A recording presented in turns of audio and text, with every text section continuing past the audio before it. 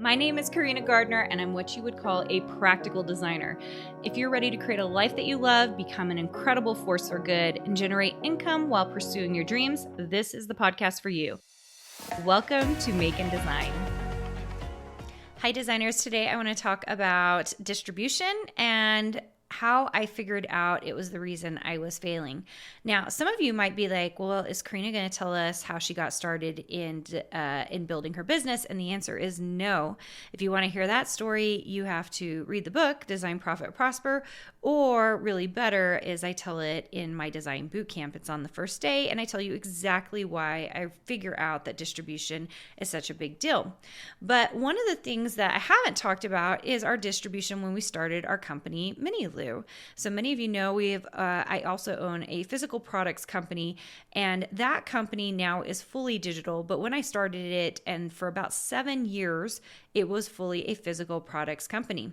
Now, it was an offshoot of when I was the creative director at Cartabella, and I had a lot of say in that company and what we did, all the products we were creating, etc. And kind of at that time, I really felt like I wanted to own my own physical products company. I had had a lot of success at Cartabella running it. I had about 5 designers working for me as we were doing that. And the model at that time was wholesaling. So wholesaling basically means that you are selling to stores who are then the ones who are putting it in the hands of customers.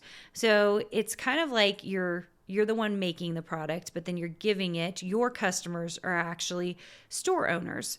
So that is the exact model from scrapbooking that I knew. And I would go to shows, we would sell tons of product there, and it would be great. And I thought, you know what, I'm going to do this for the children's market. So we started MiniLou with the idea that we were going to build paper goods for the children's market. Now, here's why I think like as much coaching from Inside Scoop is probably like the best thing you can have, because if someone had told me the thing which I didn't know, which is every market behaves differently. And you're like, well, Carina, that's really obvious. But for me, I was like, we're still in paper. We're still in paper. We're not in scrapbooking, but we're in paper dolls, and we're in coloring books, and we're doing all these paper things. And I just thought, okay, like we can do something really interesting with this. And so we decided to head into the toy market and be a wholesaler and produce these goods and sell them to independent toy stores. We had a lot of museums, and at one point we were doing deals with Nordstrom and a few others like that. Okay. And that's the wholesale market. The thing is that even though we actually got relatively good distribution to kind of get started, which was really good, I wish I had gone into it really nailing down more than one distribution strategy. So I had seen a lot of companies choose single distribution strategies to get going. And for scrapbooking, it was really at the time, and I think a lot of manufacturers have changed their tune on this, but it was literally wholesaling it to all of these customers, which is a really good strategy. And so that's what I did in MiniLou. I wish that we had come up with some of the strategies that we ended up not bringing in until about 3 or 4 years in, where we worked with online websites to work on getting the goods out there. And some of it might have been just because we were so early on, and some of the infrastructures weren't there. But I think if we had had both of those marketing tools and distribution tools earlier on, we would have done a better job of getting our stuff out there. When I first started MiniLou, I had a sit-down talk with the CEO at Cartabella in Echo Park. And he gave me some very interesting advice that I've really kept with me and have kept with me even as I've started new companies and as I continued with Carina Gardner, Inc. And that advice was this, that you need to have, 2 things. You need to have full distribution, and then you also have to have an exit strategy. And I don't think he said it in those words, but that's what I took from it.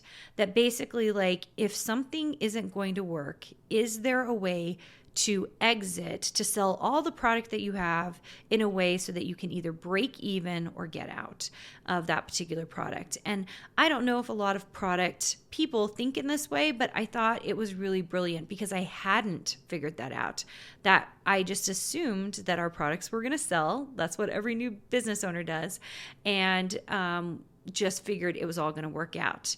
And it doesn't, you guys. It doesn't work out the way you think it's going to work out. One of the reasons I caution people against physical products, unless they're doing like print on demand or you are making the products as you go, is for this very reason.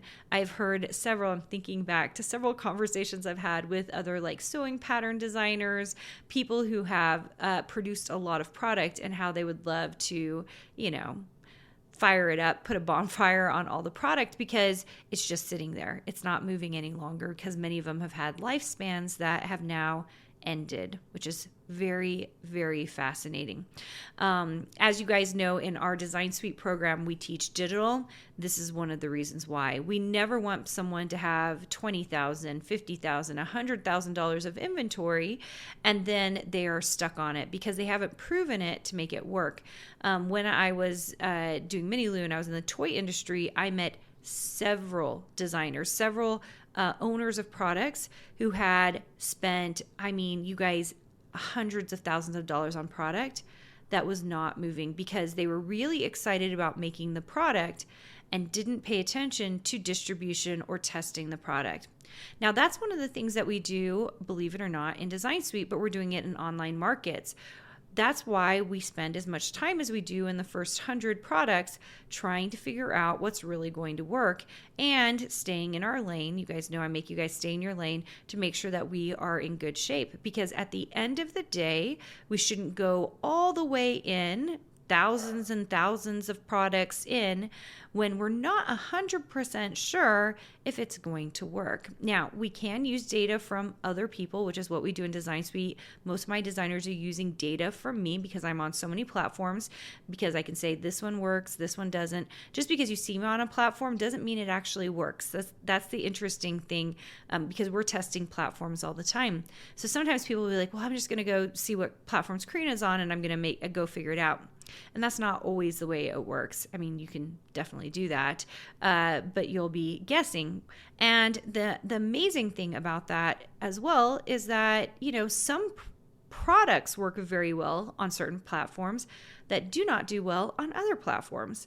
And that has been fascinating as well. So one of the things that we love to teach, or I love to teach, is understanding the data. I just finished I shouldn't say we just finished. This is coming out a couple of months after this, but Business for Designers, we have made all of our courses you will see in the next year. Those of you who have lifetime access, you are seeing all of the courses getting remade into 15-week semester-long courses. We are working towards changing the program for accreditation. It will take a few years, you guys, to get there. So those of you who are like, oh, I want accreditation now or a degree now, it's not happening anytime soon. But just know, we're moving our way towards that. And those of you who are purchasing now, which we love you, we're so grateful to have you, and we're so excited to watch you grow your business. You're kind of on the cutting edge at the lowest price because of, the way we're doing things now. And then those of you who are lifetime access, I'm thinking about the people who came in early on when there were only 8 classes that now have access to 17 classes. And now, as we're redoing these changes, are getting access to semester-long classes. So we really have gone out of our way to build something that's pretty insane for what we do in the space, and academically driven, but also business driven. So anyway, all of that to say, my Business for Designers course, I talk about we have a week in the 15 weeks where we talk about the Make Art That Sells formula. And there is, by the way, there is a free masterclass on that. It's at makeartbook.com / no, there's no slash. It's makeartbook.com. And the code you need to use is MakeArt if you want it for free. And so I go through the book in that class. But in Business for Designers, I really talk about it in depth in the way you should be using it for your business. So those of you who have access to our foundational courses, Breakthrough, even you are getting that, which is really, really incredible and should help you quite a bit in building your business. So I really think that distribution, understanding distribution, which is, by the way, one of our pieces of our signature framework, helps us understand how we need to get in and how we need to get out. And part of the reason we teach all the distribution methods we do in our program is to make sure that you have multiple streams. It is quite scary to have multiple streams, but it's also just as scary to have a single stream of income because you never know when that's going to go away. You don't know when the market's going to change. So there are lots of ways for you to do this and be really smart about this. And you guys, I will tell you, distribution, the way you get distribution and that marketing, every single business I've owned has won or failed based on what my distribution looked like. Carina Gardner Inc., which is my design entity, has been my most successful. That design business has made the most money over the years, past not my design program, just like my design businesses, right, you guys? And it's really because distribution for that has been very smart. It's been online marketplaces. I've moved quickly and effectively from one marketplace to another or added new marketplaces. And because of that, it has been extremely, extremely successful. And so I just really hope you're looking, as you're building your design businesses, at the distribution, how you're moving your products, how you're getting eyes on your products, because it really makes a difference. It makes a huge difference. And you guys, honestly, I've had 5 or 6 businesses at this point, and I can tell you that this is the key. This is winning and failing. It's all happening at that distribution level. I will see products that are absolutely phenomenal because people are really good at making products. And I even hear this in my business groups. Like, someone will say, okay, I just want to make this product. Like, who can I get to market it? And I'm like, marketing is the job. Distribution is the job. It's the hardest part. And there's a reason nobody wants to do it. They just want to make the product. It's because it's the hardest part. And if you can decide to work on that first, I just said this on a podcast episode I was on. If you can decide where you're going to sell first, if you can understand how you're going to distribute the product first, it is much more likely that your business is going to succeed and win. All right, guys, hopefully that helped, and I will see you soon. Did you know you have access to more free design content, die cut files, and sewing patterns? Join our exclusive VIP group for free by going to designsuitecourses.com/free.